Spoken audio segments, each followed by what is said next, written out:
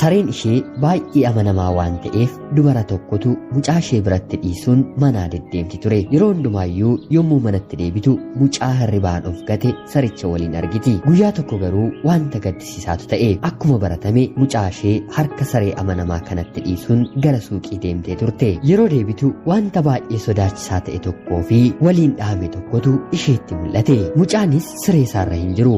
Uffanni isaa dhiigaan laaqamee fi dhiignis siree sanarra kan uffifamedha. Dubartiin naasuu cimaa keessa jirtu kun hurgufamaa mucaa barbaachatti kaate. Sareen amanamaa kun dhiigaan haguugamuun akka waan nyaata mi'aawaa nyaatee fixe tokkotti afaan arraabaa siree jalaa soba'uu tasa argite. Dubartiin kun sareen akka mucaa ishee nyaatetti of amansiiste. Baay'ee osoo itti yaaduun dhaqiin saree sana uleen reebuun ajjeeste. Kanaan boodas yoo xiqqaate irraa hafaa qaamuma mucaa ishee arguuf barbaachatti kaate. Barbaacha xiqqoon booda mucicha bocaan isaa eegamee qullaasaa duuba siree irratti rifeensa saree irraa harca'ee jiru afaarratti argite. Siree jala immoo bofa ciccirame argite. Lola hamaatu saree fi bofa gidduu ture. Sarichi bofa baay'ee beela'ee mucaa irraa ittisee lubbuu mucaa kanaa oolchee ture. Ta'us dubartiin kun osoo hin hubatiin du'atti dabarsiteeni. Waan ta'e sirreessuun barfateera. Sababiinsaa aarii fi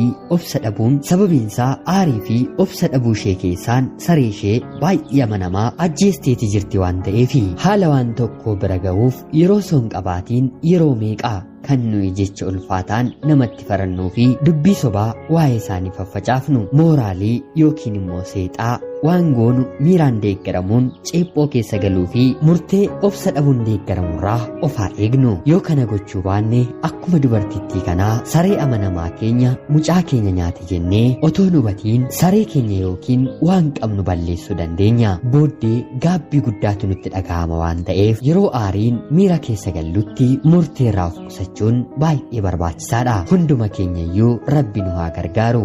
Egaa hordoftoota ko akkuma kunoo seenaa saree amanamaa fi dubartii haadha mucaa qabdu kana gidduutti wanta raawwatame kana akkuma ageessaniif akkuma argitan kanatti akka isin waa irraa hubattan abdiin qaba. Sababiin isaayyuu dhugaa dubbachuu fi namni baay'ee yeroo aaruu keessatti miira aarii keessa ta'e dafee waa murteessutti fiiga. Haa ta'u malee dafanii murteessuun durammoo hubachuutu caala. Yeroo kana keessatti keessumaa bara amma jiraannu kana keessatti wal shakkii wal amantee dhabuun dafnee aaruun waan guddaa balleessuu dandeenya. Haa ta'u malee immoo aarii sana keessatti otuma miirri aarii unutti dhaga'amu ofitti deebinee sammuu keessatti waa yaaduu nu barbaachisa. Yeroo tokko tokko waa xiqqoorraa kan ka'e waa guddaa balleessina.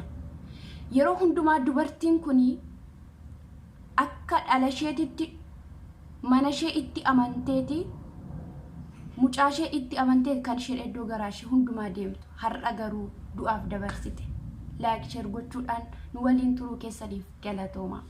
Guyyaa tokko barataan mana barumsaa sadarkaa tokkoffaa barachaa ture barsiisaa isaa mana cidhaatti argaa. Akkuma argeen fiigee dhaqee mararsiifatee dubbise. Eega dubbisee booda na barteettaayii yaa barsiisaa jechuun ni gaafata. Barsiisichi garuu bitaatti galee jennaan deebisee lakkii siin barree ati eenyudha jedhee gaafataani. Baratichis akkas jechuun itti dubbata. Guyyaa tokko hiriyaa koo jalaa sa'aatii harkaa baay'ee bareeddu hateen ture. Hiriyaan koo sun dhufee sitti himnaan sakatta'uuf daree keenya dhufte. Erga daree seentee boodas barattoota hundaan ka'aatii dhaabbadhaa nuun jette. Nutis kaanii dhaabbanne. Ija keessan duroonfadhaatii gara keenyaa manaa yookiin immoo girgiddaatti galagalaa dhaabadhaa nuun jette. Nutis kaanii dunuunfannee akkuma ati jette goone. Sanaan booda kiisii hunda keenyaa keessa sakatta'uuf yeroo jettu yoo dhufee narratti arge barattoonni mooraa guutuun natti kolfuu maatiin na loluu mana barnootaatiis ari'amuu hin danda'a jedheen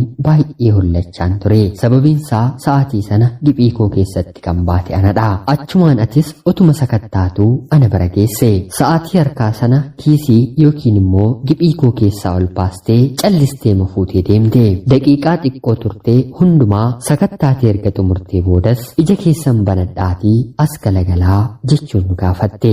Amma moo amma barattoota daree fuulduratti maqaa kiyya waamee naqaaneessa jedheen otuman holladhuu otuman kirkiruu bakka keessanitti deebi'aa taa'aa nun jette. Erga teenyee booda sa'aatii harkaa hiriyaa koo sanaa fuutee kennitee fi eenyu biraa akka argite garuu hin dubbanne, eessaa akka fiddes ijoolleetti hin himne. Yoom maqaa koo na waamee barattoota daree fuulduraa keessatti naqaaneessatoon jedhu dareetti nu dhiistee baate. Tarii biirootti nu waamuuf jedheen osoon si eeguu hanga har'aatti otoo na hin waamiin jirta. Maqaa koos hin dhoofne, maatii koottis hin himne. Waggaa kana hundumaa jechuudha.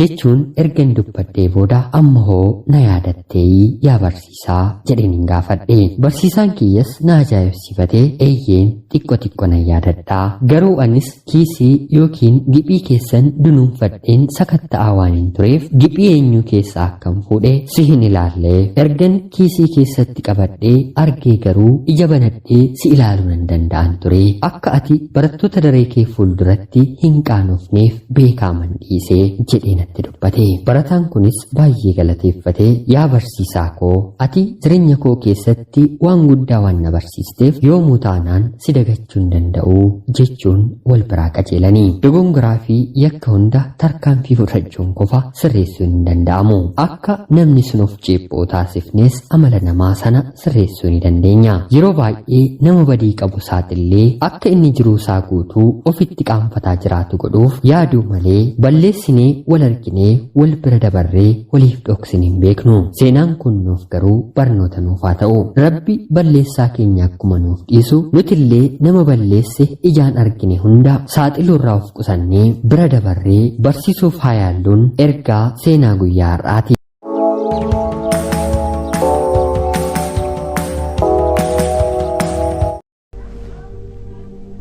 Maaf teessa?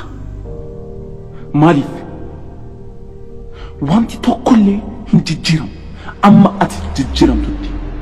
Wanti tokkollee hin socho'u amma ati sochootutti. Maaf teessa?